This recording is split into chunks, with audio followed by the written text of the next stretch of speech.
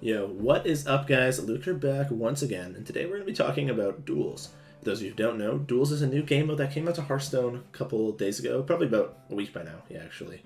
About a week. Yeah, it's a new game mode. It's like a mix of a couple game modes. It's an amalgamation of Arena, Dungeon Run, and Constructed, I would say. I guess in some ways Tavern Brawl because it's wacky as hell. Essentially, Duels, you pay a fee. Right now, the only fee is pre-ordering, and then after that you can play for free. But you play a bunch of games, you build a base deck, you draft a hero, a treasure, and hero power. Currently, each hero only has one hero power and one treasure, but more will be added upon official release in the 19th? On the 19th, I think? 17th? Whenever the expansion comes out. Anyways, you make a deck of 15 cards, you play games against opponents. You aren't playing against against AI, you're playing against real players, so everything's wacky as hell. I know a lot of players have been struggling with Duels because, building decks for this kind of format can be hard because the card pool is limited and it's not the same as Standard. So today, we're going to be taking a look at the best starter deck for each class. There's 10 different heroes that you can play, and we're going to be taking a look at the best decks for them. Some of the decks are not as strong as the others. There are different heroes that are better. For example, Warlock is by far the worst, and Shaman, Mage, sorry, my nose is itchy, too much cocaine. Shaman, Mage, and some other heroes are like pretty impressive. I would definitely pick those if you can. If you're offered them and you want to win, take those, but if you're trying to have fun, take whatever you want, really. Warlock can be a lot of fun, even though the hero power is arguably very, very, very bad. I won't give like drafting guides for like what buckets you want to take and what treasures you want to be offered. I might go over like a little bit and just be like, hey, with this one, take this one. But like it varies like differently every game. Some games will be offered like insane death rattle packages with Hunter, so you want to push for the heavy death rattle synergies, whereas others you'll be offered very expensive minions and the treasure that discounts them to 5 mana. So you just gotta feel it out, look at your deck, look at what treasures you want to take, etc. etc. I want to ask you guys a huge favor. If you guys want to like and subscribe, like the video and subscribe to the channel. I know I ask this every video, and I know everybody asks this. I'm stuttering. I hate it. But whenever you guys like a video or subscribe to the channel, it pushes the video back into the algorithm, and it helps the creator quite a bit. It's free to do. It helps us out. It makes me love you more. Question of the day. What's your favorite hero so far in Duels? Personally, big fan of the Shaman hero. Shaman hero is crack cocaine. You should just go burr and do a bunch of random stuff with Trick Totem. It's a lot of fun. Honestly, I didn't think I'd be enjoying Duels this much. I thought I was going to hate the duel format. It's not my kind of thing. It's not very competitive. It's kind of memey, but I'm having fun. It's a nice break from Standard, and it will hopefully tie us over until the expansion comes out. You can skip ahead, watch whatever class you prefer. I know some of you might just want Mage decks, but I would suggest watching everyone, because even if you have no interest in playing Warlock or Rogue or Shaman, whatever, watching it will give you a good sentiment about what your opponent has in their deck. The early games are some of the most important because that's the easiest of games to win. You know, it's like when your deck, the core of your deck faces off against the core of someone else's deck, and it's like the important ones because later on you can just lose to some random insane treasure combo. So it's really important to win the early games, so it's also important to know what's in your opponent's deck. So I definitely recommend watching through the majority of these at least so you can get a rough understanding of the best treasures and the best like base set of cards that your opponent might have. That way if you're facing them off, you'll have more knowledge to them. Knowledge is power. The one with the bigger brain usually wins. That's why we spam 5-head in the Twitch chat. I think I sold out enough. I stream daily, except for Wednesdays, on twitch.tv/Luker_HS. So without further ado, let's take a look at all of the best decks or best starter decks, base decks, whatever you want to call them, in the Duels. Alright, so before we get started, just a quick little rundown of how we're going to do things. First of all, I'm going to do the decks in the order that I think they're the best. It's going to be like, you can probably change it up a little bit. For example, I'm going to lead off with Shaman, then Mage, but like they're kind of interchangeable in some ways. But the ones at the end are the worst, the ones at the beginning are the better ones. This is the order that I would suggest picking them in. Obviously, you can change a few cards here and there, like if you change 1 or 2 cards based on your pocket meta, it's not the end of the world. This is what I think is the best shell for Shaman. I think it hits everything you need. You have the overload cards for the hero power, things like Lightning Bloom, Lightning Bolt, Lava Burst, Storm, etc. You also just have powerful cards, Devolving Missiles, Thalnos, Diligent Note Taker, Maelstrom Portal. You can see that there's a pretty big emphasis on spell damage in this deck. You have the burn spells, Bolt, Burst, Rune Dagger to gain spell power, and then cards like Raws to close out the game. It's just, often you're taking the board with your hero power. You're going to have the board, you can close out the game with Bloodlust, but having spell power to use over the top burn, kill minions off, and just maintain the board is very important. One thing that I would like to say, I think if you have to take a card out, let's say you're missing a card, Gidra would be a good one. A lot of people have had success with Gidra. You can do some stupid things where you play it on turn 3 and it sticks. You play a more expensive spell, or whatever, but I found myself often taking the treasure to discount my spells. So Gidra became like less flexible. If you were to take out Gidra, I would replace it with Acidic Swamp Ooze. I know, J. Alexander, my bad, bro. There's a lot of really powerful weapons in this. From the self-sharpening dagger, or sword, sorry, for Rogue, to the Mage treasure, the Paladin treasure. There's good weapons. Even if in the Shaman mirror your opponent has a rune dagger, you want to get rid of that. So I think Ooze is definitely a good replacement for Gidra. You could also replace Molten Blast, realistically, but I would probably keep that. Yeah, I think this is a good Shaman list. If you find yourself not playing into Shaman a lot, or even like Paladin, maybe even Mage, then you could probably take out Maelstrom Portal. But I think it fits the deck very well. I think just being able to wipe the board with spell power whenever you need to. All in all, I think this is the best Shaman build, and this is what I would definitely take to duels when you are given Shaman. I would also aim to draft Shaman almost every time that I could. The only deck I would probably take over Shaman would be Demon Hunter or Mage. I think those three are by far the best three decks, and those are the ones you should always pick first. But if for some reason you don't want them, that's fine. But Shaman is probably a pretty high priority, and this is how I would build it.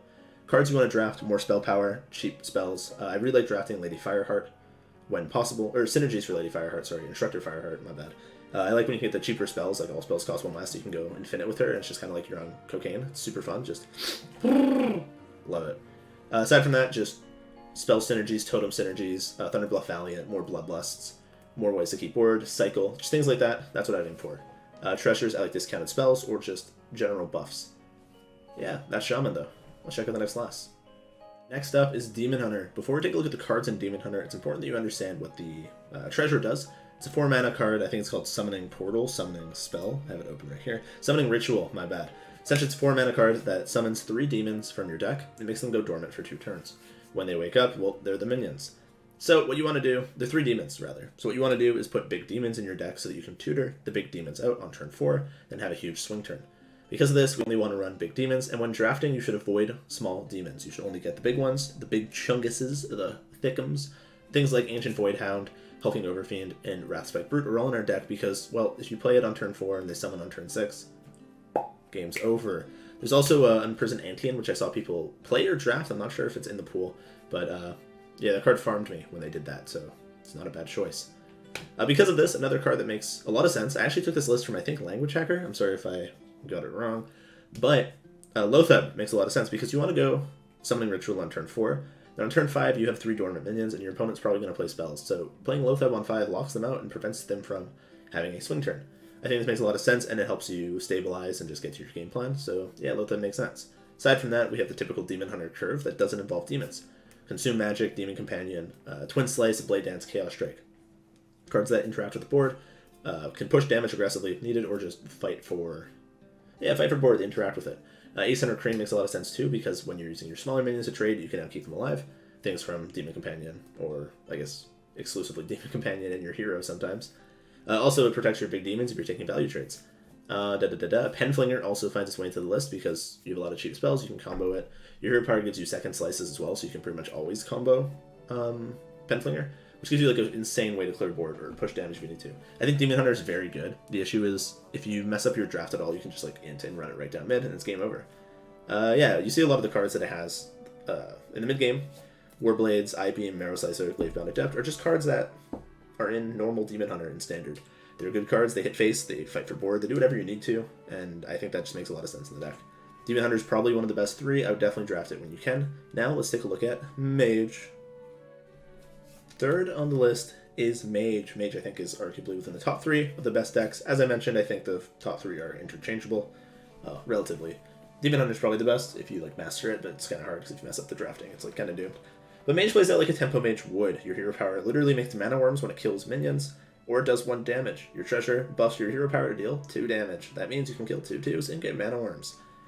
Surprisingly, this can be extremely oppressive. You can never make tokens against Mage. You can never like make small mini minions because they just ping it off. If you ever leave up one of their minions with 1 health, they ping it off. It's absurd. They have mana worms all over the place. It's very powerful. Yeah. So I'll be honest, when I was looking at lists, a lot of them had Babbling Book, and the list I'm featuring does have Babbling Book. I think the card is good, but it's not the best. There are probably other things you can add in. Acidic Swamp Ooze is probably not too bad.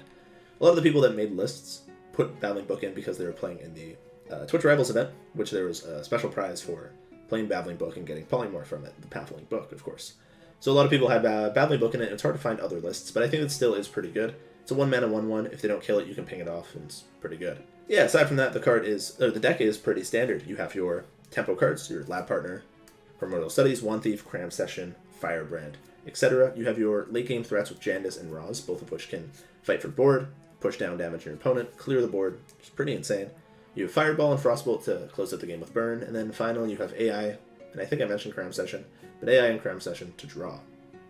When drafting Mage, I tend to look for one of two things with the treasures. Either your spells cost less, or spell power.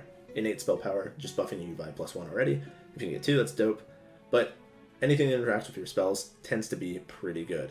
I haven't seen Goggles offered in a while. Maybe I'm just unlucky, but Goggles is probably pretty good. Because if you're playing a tempo deck, you want to play as many cards as you can each turn, and use all of your mana. So yeah, I think it's pretty good. One thing I noticed that this list I'm showing you is not running is Sorcerer's Apprentice. You could remove Battling Book for Sorcerer's Apprentice. Originally, a lot of people ran it, and I think it's actually not bad. But it can be a little clunky sometimes. You can't play it on turn 2. You can only play it on like turn 4 and 5, so you need to combo with a bunch of spells, which makes it kind of clunky at times. So that's why there's no Sorcerer's Apprentice. But you know, if you want to play it, you like making your stuff cheaper, go for it. You can do some crazy things with Sorcerer's Apprentice if you have the already discounted effect. But yeah, that's it for Mage. I think that Mage is one of the best decks right now, and rounds off the top 3. Let's hop in to the next couple decks and see what else is doing well. Fourth on our list, and arguably starting off tier 2, is Hunter. Hunter was, I'd say, probably the most played on day 1. Sorry, people were obsessed with it. The list I'm featuring, I yoinked off of Ali Straza. I believe it was Ali. Hope I didn't make that up.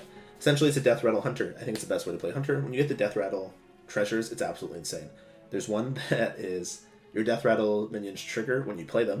And there's another that is Death Rattle's trigger twice. With this, you can, in theory, play Nerubian Egg on turn 1 with coin, or turn 2 and get 2 4/4s. Your egg dies, 2 more 4/4s. Kind of absurd. I love it. Death Rattle Hunter is pretty good. I think it starts off tier 2. The list we're using, pretty standard, has all the Death Rattle synergies that I mentioned before. Nerubian Egg, Bloated Python, Teacher's Pet, Savannah Highmane, sorry about that, Mad Scientist, don't know if I said that, Kindly Grandmother, Haunted Creeper, and Web Spinner. All just Death Rattle minions, lets you curve out. It's a pretty good curve too. Fight for board, curve out if you get the synergies, it's absolutely insane. Nutso, Bongo. The hero power also buffs your minions by 1 attack. It deals 2 damage to the enemy, buff one of your minions by 1 attack. This is really good with things like Nerubian Egg or Bloated Python, Haunted Creeper, because your opponent simply can't ignore the Death Rattle minion. They have to interact with it or else you're going to buff it and hit them.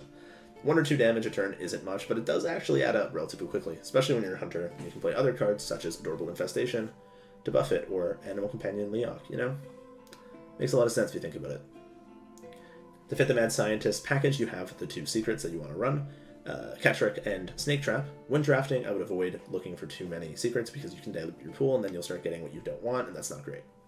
Obviously, if you get offered 1 Freezing Trap or 1 Explosive Trap or a second Cat Trick, it's not the end of the world. Just try not to lean too heavily into the secrets, I'd say. Yeah, I guess that is about it for Hunter. Next up, I'll be completely honest with you, I've played pretty much every class, a significant amount, except for Priest, in Duels. I don't like the way Priest plays, I don't think it's very fun, but some people like it. You can kind of go for like this dragon mid-range style, which is what we're seeing here from D-Money himself. Thank you for that list. He received 12 wins with us. The kit is pretty simple if you look at it. Dragon Synergies, Draconic Studies, discounts your dragons and discovers new ones. Netherspite Historian, discovers dragons. I believe this actually gets cards that aren't in the normal pool as well. It's still like legal cards, but not cards you can put in your deck at the start. So things like Draconic Operative. I think it's how it's said. Draconic Operative, maybe? I don't know. Draconid Operative. Anyway, there's different cards you can get from here. Other dragons, Crimson Hothead, Twilight Drake, Bookworm, Onyx, Mage Scribe, and then Alex Straza. All good dragons. You can do some crazy things if you get the expensive minions discounted by half to make them 5 mana, 5 mana Alex Straza. You can also get some cool things where you double Battle Cries with that treasure and make a Twilight Drake just the thickest minion you'll ever have seen. Aside from our dragon synergies, we have removal spells. Shadow Word Pain, Shadow Word Death, Wave of Apathy. It's kind of a removal spell. Headmaster Kel'Thuzad alongside Shadow Rune and Holy Nova for big swing turns, not swag. Yeah, Thoughtsteal to steal cards from your opponent, and finally, Dark Cultist to buff your minions. Good card, is it not? Yeah, this is just the priest list I think is best. I don't have too much to say because I'm not a big priest player, especially in duels. I would tend to draft for value-oriented plays or just more mid-range dragons, trying to go too heavy in control or too heavy in aggro, or else I feel like you'll probably just run out of value. It's hard to draft control in these things because everyone's doing absurdly broken things all the time. Yeah, I don't really know Priest, so I would just play it. But I think it's actually pretty good, just not my playstyle. Hopefully this helped you out a little bit, though.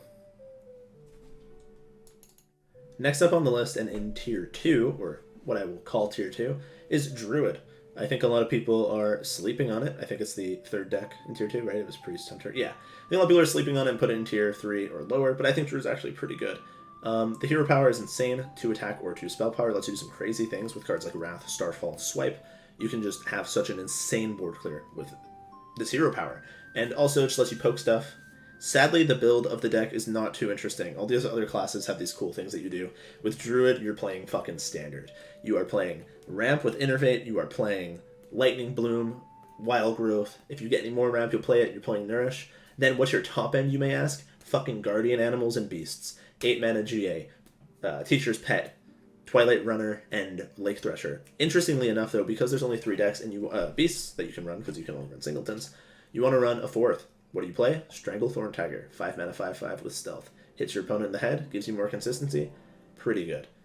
2 more interesting things. We have, well, 1 more, I guess. In the 3-cost slot, we have Shando Wild Claw, not White Claw, not named after the drink.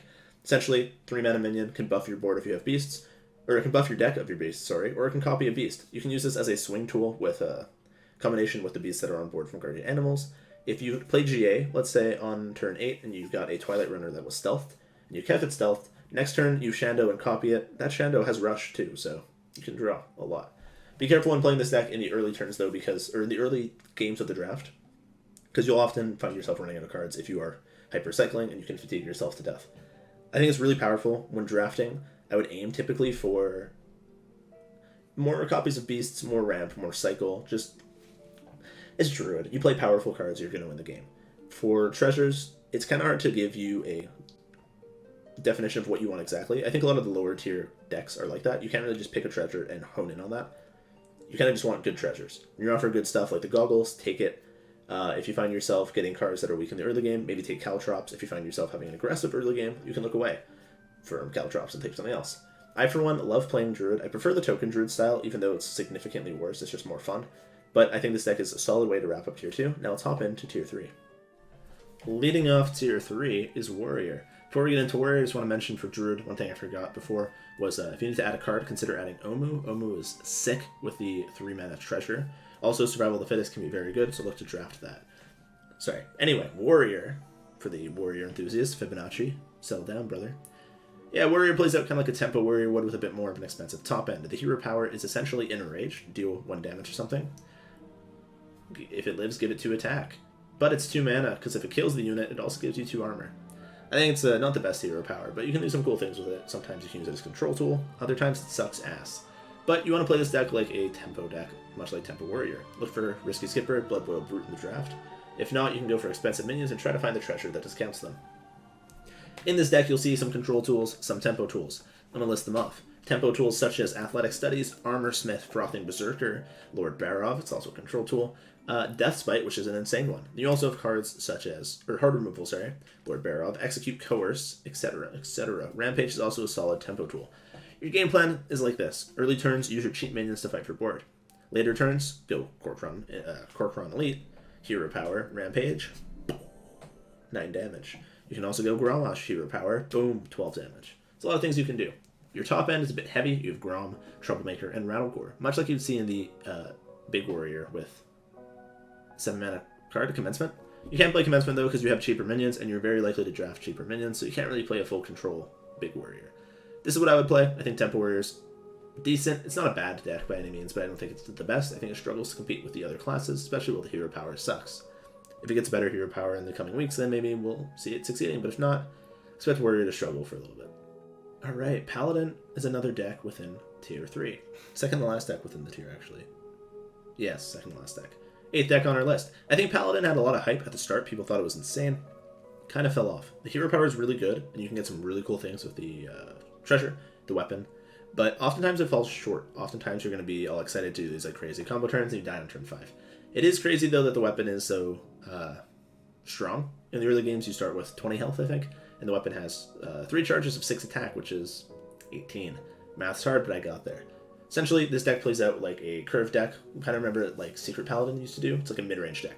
Early game, you're playing cards like Secret Keeper, Working Infiltrator, Mad Scientist. When you play a Secret, you have Avenge and Redemption in your deck. Typically, you prefer to get them off Mad Scientist, but if you have to play them, it's not that bad. You have Unstable Ghoul. This is Firebat's list. Honestly, I'm not exactly sure what the unstable goal for is for, sorry. I mean, I understand it's for Shaman. I don't know. I was hesitant, but as I'm talking about it, it's like making more sense to me. It's good against Shaman, it's good against any board-based deck, and when you res it, it's going to help clear boards repeatedly. So yeah, I think unstable goal is good. If you want to take it out, you could replace it with another cheap minion. I'm not exactly sure off the top of my head. I think Wandmaker might be okay because there's a lot of decent 1-mana Paladin spells. The only issue is you don't want to revive it. But I think having like 1 or 2 cards to revive isn't that bad. I think First Day of School is actually a card you can play. If you play First Day of School, if it's legal, play First Day of School probably instead of Unstable Ghoul. But if you see a lot of Shaman, then Ghoul is a good way to go about it. Aside from that, you have the generic mid-range stuff. Goody 2 Shields, which is the best card in the deck because you can stick buffs on it, or you can revive it repeatedly with the hero power, which is insane. You have VAwAA, which if First Day of School is active is insane. Also, it's just good with secrets. You can play it and then try to hit one of the bigger spells like Blessing Authority. The real sick shit is the 6-mana weapon. When you swing, summons a legendary minion from your deck. We have 3 legendary minions: Karen Bloodhoof, Tyrion Fordring, and Turalian the Tenured, which is the rush dude. All these are insane. When you're drafting, just please make sure to avoid like cheap legendaries. Don't draft Thalnos. Don't draft Nat Pagal. Skip those cards. You want the weapon to be able to win you the games. I'm not going to go too much more in depth because I think Paladin kind of plays itself. But yeah, Paladin's fun. If you like reviving shit, you're a horrible person, you probably play Big Priest, but try out the deck. The last deck that we have in Tier 3 today is Rogue for Duels. Rogue is a bit weird because you'd think the cards would be really good, but one of the best cards for Rogue is not actually legal in Duels, which is Self-Sharpening Sword. 3-mana weapon, it's a 1/4, gets bigger each turn. Interestingly enough, you can be offered this card in your buckets when drafting, but you can't put it in your deck yourself. The Treasure is really good with it, so every time you're offered Self-Sharpening Sword, you must take it. It's absolutely insane. I had a bit of difficulty finding a deck for this. I took Bunny Hoppers, but this is pretty much what everyone was playing. Excuse me. But yeah, it's a pretty standard deck. It is more miracle focused than anything. You have your 0-mana cards, Backstab, Prep, and Shadow Step. You have your weapon buffs, Deadly Poison, and Vulpira Toxin Blade. You also have just your generic tempo tools, Wand Thief, Secret Passage, Viscerate Sap. You have the best win con of the game. Edwin Van Cleef, only a 3-mana 2/2, by the way. Realize I'm talking quickly. It's my bad, babies. Got you. Dread Corsair, which is an insane tempo tool with big weapons. And then your strong top end with Infiltrator Lillian, Jandis Barov, Steel Dancer, and Cutting Class to cycle. Much like before, I don't want to go too much in depth against Rogue or with Rogue. I think it's pretty standard. Buff your weapon, hit your opponent, keep the board clear, have big swings. You want to do some crazy stuff and discount mana. When drafting, I would look for weapon buffs or cards that synergize with your deck. Things like Wand Thief are good, Viscerates, cheap spells. Yeah, I'm not really sure what treasures you want. Probably ones that help you solve the game or have huge swing turns. The 9-mana ring, summon 4 legendaries comes to mind because you can prep it out. It's kind of insane. But yeah, this is Rogue, and now let's look at the final deck on our tier list. Look, guys, I'm gonna be honest with you. Warlock isn't tier 4. There is no tier 4 deck. Warlock's tier 5. Warlock might not even be a tier 5 deck. It might be a tier 6 deck. Warlock is fucking horrible.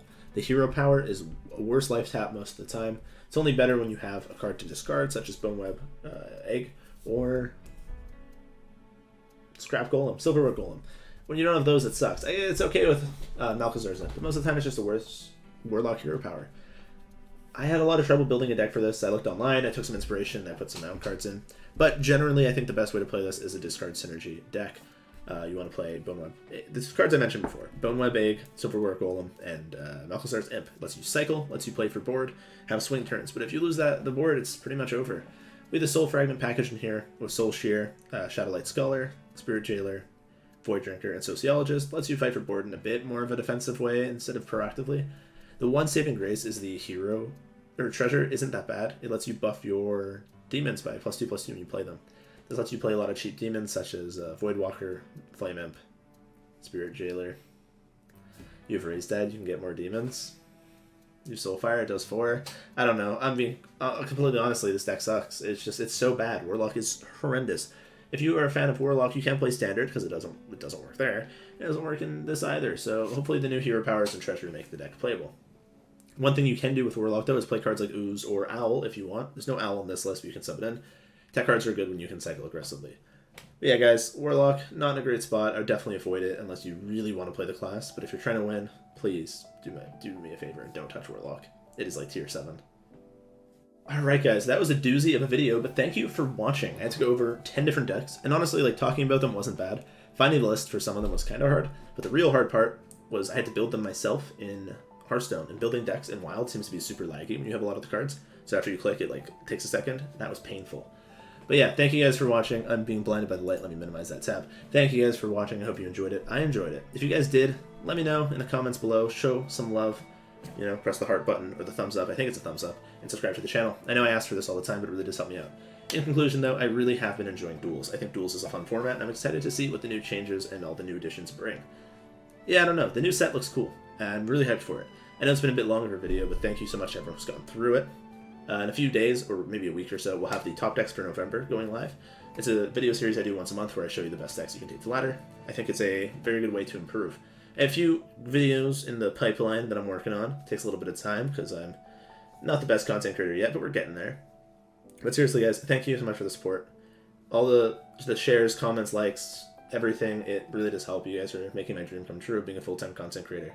I already stream full-time on Twitch, and it's nice to be able to do these other outlets as well and give back to the community that has given me a career for the past couple of years. If you look in the description below, there won't be deck links, but there are links to my social medias, Twitter, Discord, etc. Check them out. My Discord's really fun. Every Wednesday night, I don't stream, so we do movie nights. This Wednesday, we watched Halloween Town and the Sonic movie. Both were actually pretty banging. So, you know, why don't you come by, guys? You don't have to be shy. Just come hang out with us. Alright, last time I'm selling out, check out my employer, Tempo. They're cool. That's why I'm wearing this jersey. I'm not a fanboy, I swear. Go Tempo, 10% off G Fuel. I think it's 10%. Yeah, I don't know. I think that's it. Subscribe, like the video, comment. Don't forget to answer the question of the day. Which is your favorite hero so far and why? I'll catch you guys next time. I love you all. Make sure to call your parents. Tell them you love them. Make sure to call your landlord and tell them that the payment will be there. Hippity hoppity. You can fill in the blanks. Alright. I don't want to get political. That was just a joke, I swear. I have no opinion on politics. I'm rambling. It's 5:55 in the morning. Peace out, Cub Scouts. Have a wonderful night. Thank you for watching the video, and I'll see you guys next time.